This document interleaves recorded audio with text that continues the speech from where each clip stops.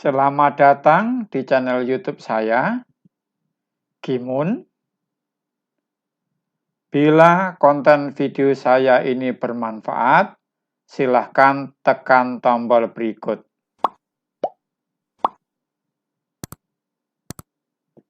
Agar mendapatkan informasi-informasi berikutnya. Oke?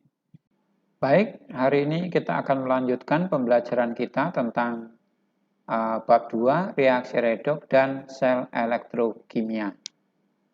Dengan sub pokok bahasan atau temanya adalah penyetaraan reaksi redoks.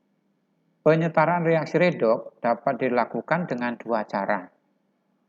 Yakni yang pertama itu dengan cara ion elektron atau sering disebut juga setengah reaksi. Yang kedua yakni dengan cara bilangan oksidasi. Ini dibedakan menjadi yang A, cara reaksi ion, dan yang B, dengan cara reaksi antar molekul atau senyawanya. Apa bedanya cara ion elektron dengan cara reaksi ion? Sama-sama ion. Bedanya kalau cara yang pertama ini setengah reaksi, reaksinya harus ditulis dalam bentuk reaksi ion secara terpisah, yakni reaksi oksidasi ditulis sendiri, reaksi reduksi ditulis sendiri. Jadi secara terpisah, maka setengah reaksi. Kalau ini reaksinya dalam bentuk ion, tetapi tidak dipisah sebagai reaksi oksidasi dan reduksi. Kita akan mendalami secara bersama-sama, yakni yang pertama ini, cara ion elektron atau setengah reaksi. Nah, langkah-langkah yang perlu kita pahami bersama, yang pertama tentu seperti sudah saya katakan saat kita belajar penentuan Bilog, bahwa untuk penyetaraan reaksi redoks, langkah awalnya adalah kita harus mampu menentukan bilangan oksidasi unsurnya atau semua unsurnya.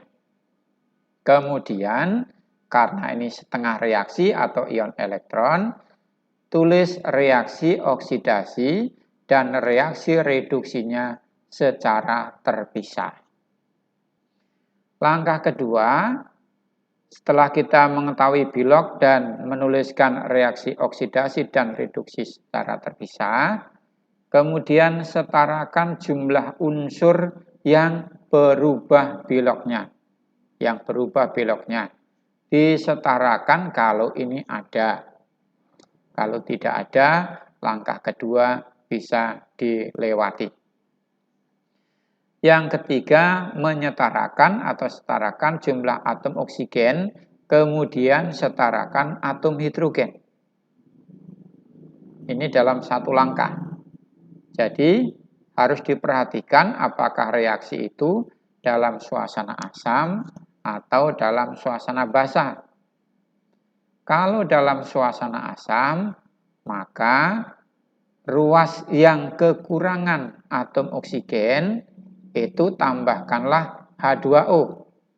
Kalau kurang 2, berarti tambahkan 2H2O. Kalau oksigennya kurang 3, tambahkan 3H2O.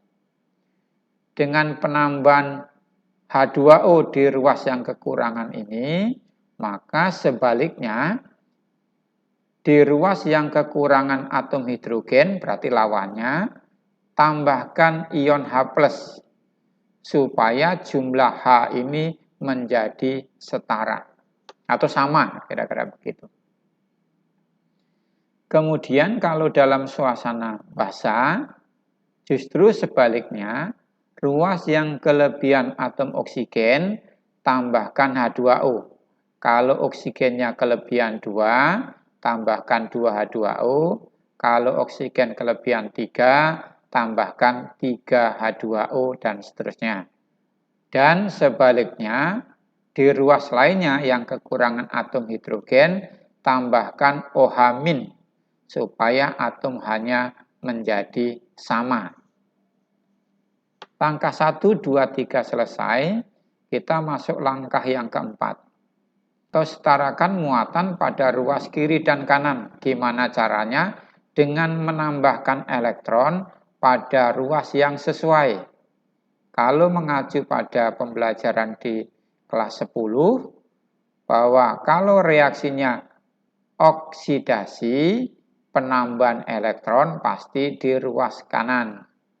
Kalau reaksinya reduksi, penambahan elektron pasti di sebelah kiri. Ingat, elektron itu bermuatan negatif 1. Yang kelima, samakan jumlah elektron pada reaksi oksidasi dan reaksi reduksi. Ini seperti ikatan ion, elektron yang diserahkan sama dengan elektron yang diterima. Maka terjadi serah terima elektron dengan jumlah yang sama. Yang keenam, baru jumlahkan kedua reaksi tersebut, maksudnya reaksi oksidasi ditambahkan dengan reaksi reduksi supaya menjadi reaksi redoks yang lengkap. Kemudian baru sempurnakan penyetaraan reaksi redoks tersebut dengan menuliskan reaksi lengkapnya sesuai dengan persamaan reaksi yang ditanyakan. Oke, sekian dan terima kasih. Belajar kimia itu ibarat membuat kue lapis. Untuk membuat kue lapis yang enak dan menarik, tentu kalian harus tahu bahan-bahannya apa, takarannya berapa, kemudian bagaimana mewarnainya supaya menarik, dan lain sebagainya. Begitu juga belajar kimia. Belajar kimia, kalian harus mampu mengolah berbagai kajian ilmu yang telah dipelajari sebelumnya dan menyusunnya menjadi suatu konsep yang tanda kutip enak dan menarik, dan pada waktunya dapat diaplikasikan dalam kehidupan. Oke, setuju? Jika setuju, silakan tekan tombol like, subscribe, dan bunyikan loncengnya. Terima kasih.